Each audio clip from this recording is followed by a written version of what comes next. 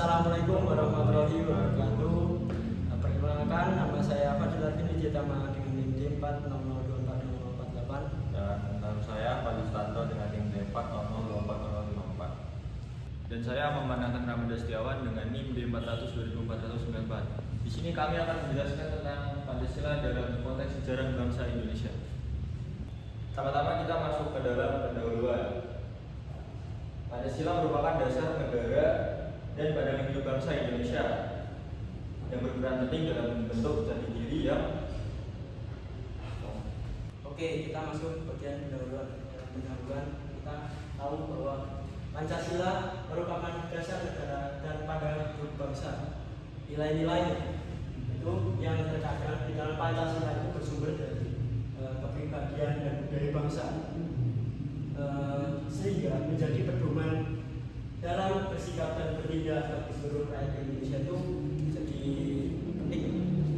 Setelah itu, sejak dirumuskan pada tahun 1945, Pancasila itu telah mengalami berbagai perubahan, tergantung dalam situasi dan kondisi pada setiap masa.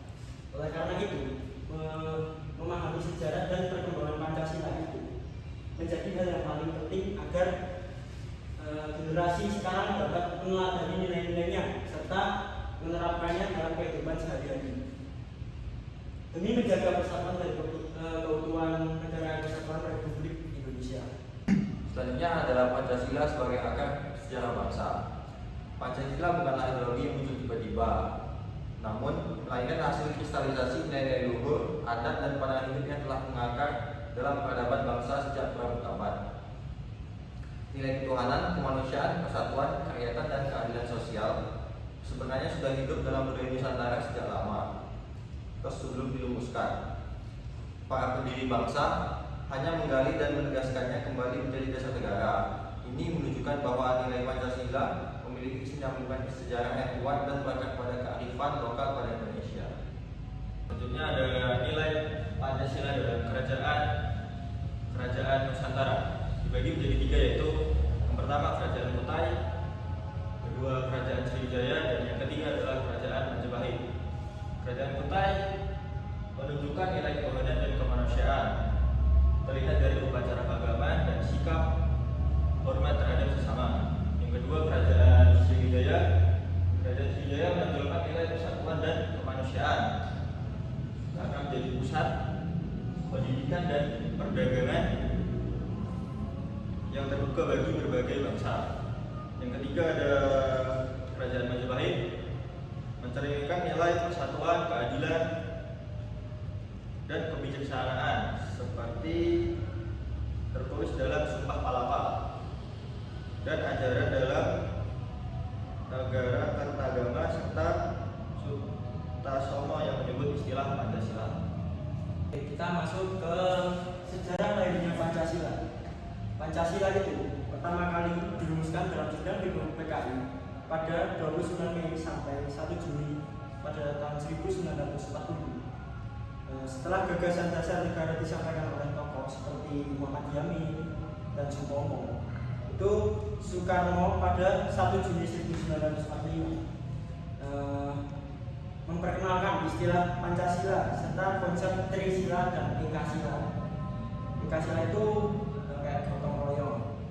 Setelah itu selanjutnya panitia 9 itu merumuskan Piagam Jakarta pada tanggal 22 Juni 1945 sebagai dasar filosofi Undang-Undang Dasar 1945. Naskah tersebut kemudian disempurnakan oleh PPKI pada tanggal 18 Agustus 1945 dengan menghilangkan 7 kata demi menjaga persatuan. Hasilnya, Pancasila ditetapkan sebagai dasar negara melalui musyawarah dan kompromi para pendiri bangsa. Selanjutnya ada Pancasila di awal era kemerdekaan. Setelah Jepang menyerah dan Indonesia sudah memanfaatkan peluang untuk mereka, BPUPK diganti menjadi PPKI sebagai persiapan kemerdekaan. Pada 16 Agustus 1945, Soekarno-Hatta dan Ahmad Subarjo menyusun teks proklamasi di Rumah Laksamana Maeda yang dibacakan pada 17 Agustus 1945. Proklamasi ini sejalan dengan semangat Piagam Jakarta. Setelah itu, dalam sidang PPKI 18 Agustus 1945, Piagam Jakarta disahkan menjadi Undang-Undang Dasar 1945. Dengan mengubah 7 kata menjadi Ketuhanan Yang Maha Esa, pada 1950-an muncul perdebatan mengenai Pancasila. Apakah ia merupakan filsafat hidup bangsa atau hasil kompromi politik antara nasionalis dan nasionalis Islam? Selanjutnya masuk ke dalam Pancasila era Orde Lama. Era Orde Lama dimulai setelah dekret Presiden di tanggal 5 Juli 1959 yang membubarkan konstituen dan memperlakukan kembali UUD 1945. Menandai lanjutnya demokrasi terpimpin dengan kekuasaan presiden yang semakin dominan. Soekarno menegaskan Pancasila melalui konsep manipol atau Pusdek dan mencoba memadukan kekuatan nasionalisme, agama, dan komunis melalui Nasakom. Namun, Nasakom justru memberi ruang penyelewengan tafsir Pancasila terutama oleh PKI. Ketegangan politik terus meningkat hingga munculnya peristiwa 3G30 SPKI yang mengguncang stabilitas negara dan akhirnya mengakhiri masa Orde Lama tentang kekuasaan Soekarno. Jadi mulainya era baru. Oke, kita masuk ke Pancasila pada era Orde Baru. Pada era Orde Baru, Insinyur Soekarno lengser dari jabatannya sebagai Presiden. Jenderal Soeharto mengambil alih masa kepemimpinannya dan menata kembali pemahaman Pancasila melalui instruksi Presiden Soeharto pada tahun 1968. Itu di TAP MPR 1978.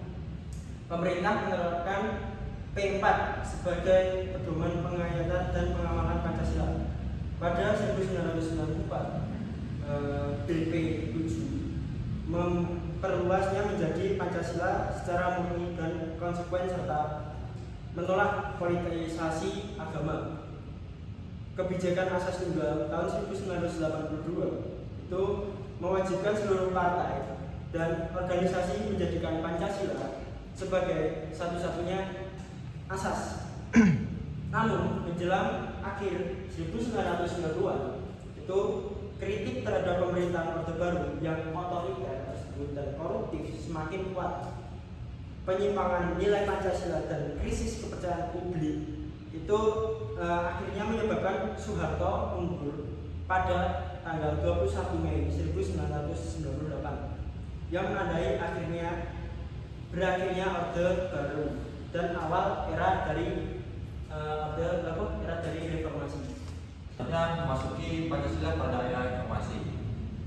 Pada era reformasi, Pancasila sempat terpinggirkan karena dianggap terkait dengan penyalahgunaan kekuasaan pada masa Orde Baru. Akibatnya, nilai-nilainya mulai memudar dan konflik sosial meningkat. Walau tetap diakui sebagai dasar negara melalui TAP MPR 18/1998, fokus reformasi beralih pada amandemen Undang-Undang Dasar 1945 untuk memperkuat hukum dan HAM. Di tengah globalisasi, Pancasila menghadapi tantangan baru, yaitu radikalisme dan liberalisme ekstrem. Untuk memperkuat kembali perannya, pemerintah membentuk BPIP, menggiatkan sosialisasi 4 pilar, dan mendorong pengamalan Pancasila sebagai ideologi terbuka yang relevan bagi kehidupan bangsa. Oke, untuk kesimpulannya, Pancasila itu tetap menjadi dasar negara dan pedoman moral bangsa meskipun pernah disalahgunakan pada masa Orde Baru, setelah itu dan sempat terpinggirkan di awal reformasi. Sekarang ini Pancasila kembali diperkuat melalui pendidikan dan sosialisasi agar mampu menjaga persatuan, mengarahkan kehidupan bangsa serta menjadi landasan hukum dan identitas nasional Indonesia. Sekian presentasi dari kelompok kami, kurang lebihnya mohon maaf. Wassalamualaikum warahmatullahi wabarakatuh.